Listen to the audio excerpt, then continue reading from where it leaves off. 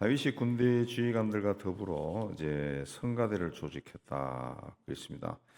근데 이 군대 지휘관이라고 하는 말, 이 군대라고 하는 말은 히브리어로 떼째라고 하는데, 짜바라고 하는데 짜바는 예배라는 뜻도 있습니다. 군대라고는 뜻도 있지만 예배라는 뜻도 있고, 그래서 우리 공동 번역 성경에서는 예배 지도자 그렇게 되어 있습니다. 예배 지도자들과 더불어 예, 그 찬양대를 임명하는 것이 다윗에게는 굉장히 중요한 일입니다. 왜 찬양을 한다라고 하는 것은 인간을 위한 것이 아니라 하나님을 위한 것이기 때문에 굉장히 중요한 겁니다. 그래서 성가대원을 임명할 때 다른 사람에게 맡기지 아니하고 그 지휘관들과 더불어 예배 지도자들과 더불어 예, 한 사람 한 사람을 임명했다 그랬습니다. 그렇게 할 때 구별을 했다라고 하는 것은 그 인물을 적재적소에 임명했다는 겁니다. 수금과 비파와 재금을 잡아, 수금할 줄 아는 사람은 수금, 비파는 비파, 재금은 재금, 노래는 노래, 이렇게 구별을 했다는 거죠. 악기를 잘 다룬 사람, 악기 잘 다룬 사람, 노래하는 사람은 노래하는 사람, 이렇게 구별을 했다. 이들을 신령한 노래를 하게 했다. 신령한 노래라고 하는 것은 예언 사역, 그렇게 그 원문 그대로 번역하면 예언 사역 그렇게 번역이 됩니다. 그러니까 다른 그 뜻이 아니고 그렇게 해가지고 노래를 통해 막 예언을 했다. 그게 아니라 그 하나님의 말씀을 전하는 사역을 했다. 그러니까 하나님의 어떤 메시지가 담겨 있는 노래를 했다. 그 뜻인데, 그리고 보면은 오늘날 우리가 부르는 찬송가, 또 복음성가 이런 것들이 다 하나님의 메시지가 들려 있죠. 부를 때 은혜가 되고 또 그 하나님을 찬양하고 그런 노래들이죠. 이제 그런 노래를 하게 했다 그랬습니다.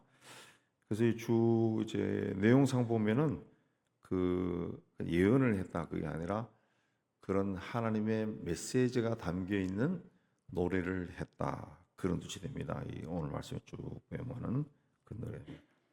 그리고 그 직무대로 일하게 했다. 그 직무대로 일하는 자의 수요는 이러하니라 그랬습니다. 1절에 직무대로 일한다. 맡은 대로 일했다. 맡겨진 일을 이 사람들이 했다 그랬습니다.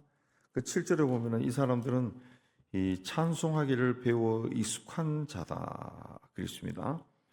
이 찬송을 배웠다는 거죠. 찬송을 배웠다.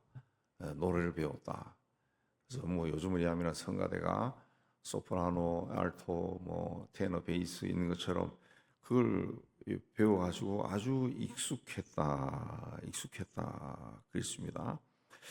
그 이스라엘이나 아랍 사람들이 부르는 노래는 우리가 들으면 굉장히 생소합니다.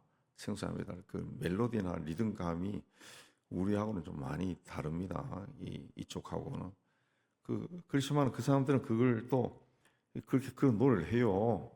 유대인들도 보면 유대인들 노래할 때 보면은 아이들도 나와서 그런 식으로 노래를 하더라고요. 그렇게. 근데 그게 그 잘 부르는 사람이라 익숙하다. 그걸 너무너무 잘하는 사람이다. 그래서 제가 이렇게 몇 군데 이렇게 보니까 이스라엘에도 그 유명한 그 소년 가수도 있더라고. 소년 가수. 예.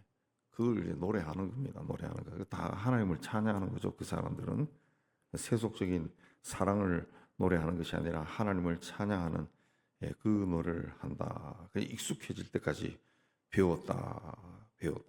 신학교에 가면은 그 설교하는 법, 성찬식, 세례식, 장례식, 결혼식 이런 예식을 집례하는 법을 배웁니다. 한 학기 동안 차례차례 배우고 가서 실습도 하고 그렇게 하는데 그렇게 배웠다 해가지고 되지 않죠. 이제 졸업하고 교회 현장에 나가서 담임 목사님 따라다니면서 그걸 하나하나 보면서 익히는 거죠. 그렇게 해서 익숙해졌다. 그 익숙한 사람들이 이제 찬양을 하니까 그 듣는 사람도 참 은혜가 되고 하나님께도 영광이 되고 그렇게 하는 거죠. 그 3절에 보면은 그 여두둔에게 이르서는 아들들 이름이 6사람인데 아버지 여두둔 쥐 아래 수금을 잡아 신령한 노래를 했다 그랬습니다.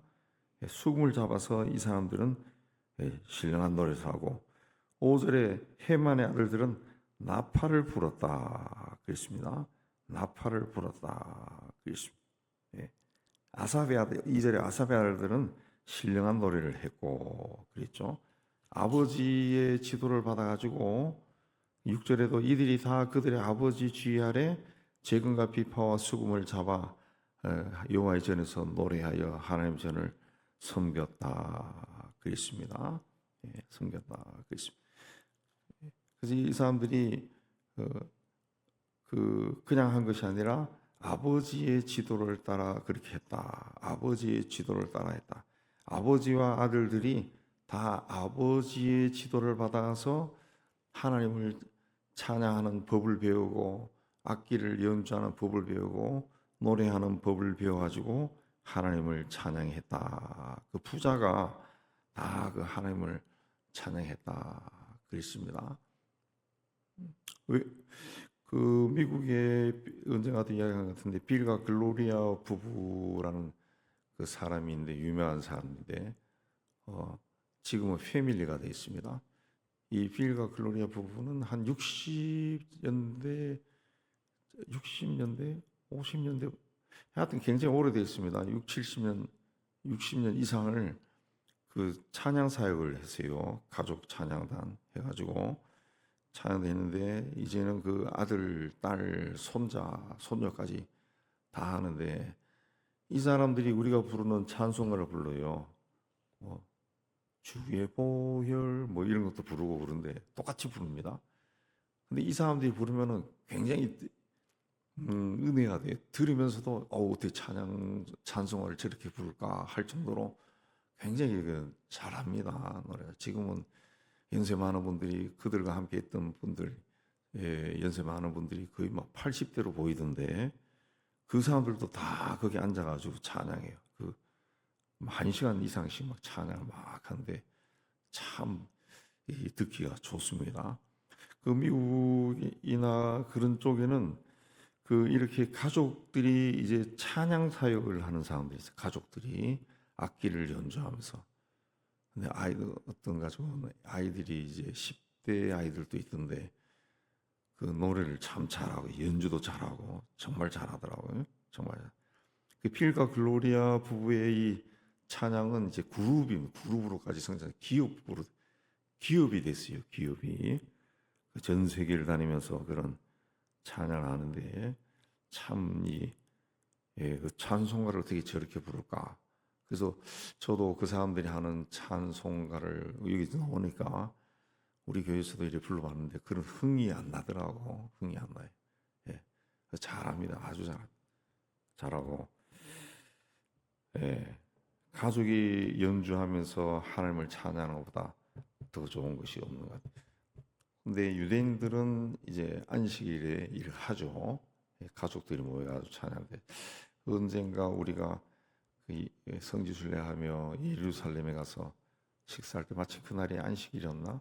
그 다른 데 식사를 안 해가지고 어느 호텔에 유일하게 식사하는 곳이 있어 가니까 유대인들의 안식일 식사더구만. 예. 그래서 유대인들이 집회하는 바로 옆에서 식사를 해서 그 사람들이 먹는 독특한 음식을 함께 먹은 적이 있는데 옆에서 찬양을 들으니까 참 찬양 소리가 듣기가 좋아요. 예. 아주 찬양을 잘하더라. 찬양을 잘해. 예. 제가 그 공부할 때 프린스톤 장로교회에서도 한번 같이 예배를 드렸는데 그 사람들 성가대가 없어요. 없는데도 찬양을 참 잘하더라고. 예, 찬송을. 예. 우리도 잘하지만 우리는 이렇게 보면은 찬송 부를 때 그냥 힘없이 입만 벙긋벙긋 그런 사람들 되게 많아요. 입만 벙긋하고 입만 달짝달짝 그런 것 같아요. 표정 보면 얼굴에 아무 표정이 없어. 그냥 고목 같은 사람들이 입만 뻥긋뻥긋 하는데 그 외국에서는 그 찬송할 때 되면은 제가 외국의 그 교회 여러 군데 가봤는데 제가 공부할 때도 그랬고 근데 특별히 한 15년 전에 미국 교회 둘러보러 갔을 때도 여러 교회를 가서 한번 예배 참석했는데 그 사람들은 예배 때 찬양하는 것이 굉장히 신납니다. 굉장히 신납니다. 얼굴이 환하게 퍼져서 막 찬양해요. 찬양하고 그 설교 들을 때도 굉장히 얼굴이 그냥 설교에 집중해가지고 얼굴에 어떤 막 기쁨이 있는 것 같아요. 그래서 아멘, 아멘도 잘하고 그냥 조용하지 않아요. 조용하게 있는 거는 가톨릭 교회나 그러지. 뭔가 이렇게 그 하나님에 대한 은혜를 사모하는 마음들이 막 있어요. 찬양하는 게. 예. 우리도 좀 뭔가 좀 달라져야 됩니다. 달라져야 돼요. 예. 그냥 아무 표정 없이 그냥 그림을 그려놓은 사람 같아. 그림 그려가지고 다 하나씩 앉혀놓은 것처럼 아무 표정이 없어요. 아무 표정이 없어요.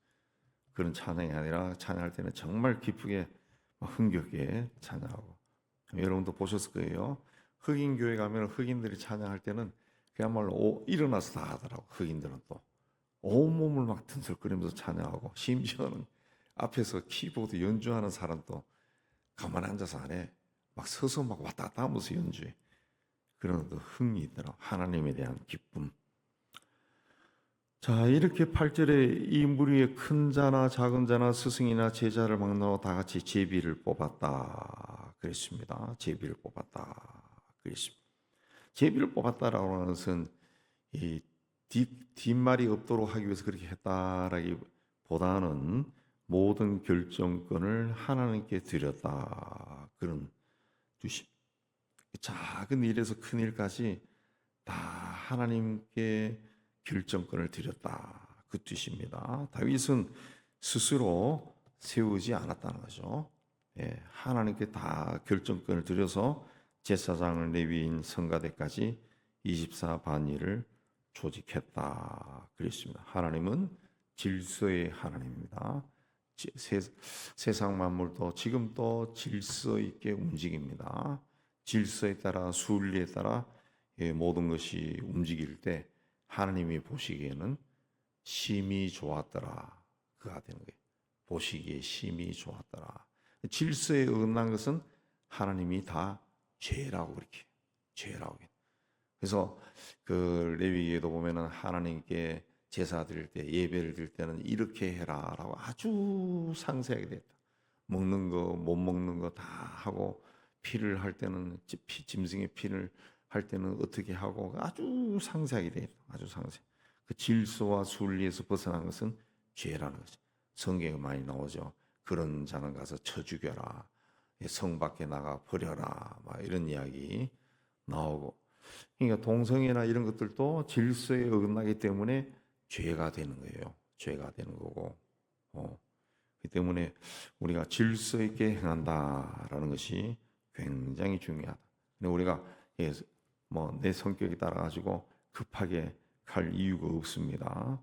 하나님의 질서에 따라 기도하면서 하나하나 해나갈 때 하나님께 영광이 되고 하나님이 보실 때 정말 잘하는구나 하고 보시기에 심히 좋았더라가 되는 겁니다. 우리도 오늘 말씀을 이래 묵상하면서 나에게 있는 달란트대로 하나님을 잘 섬길 때 질서 있게 순리대로 잘 섬겨서 하나님의 기쁨이 되는 우리가 다 되기를 주님의 이름으로 축복합니다.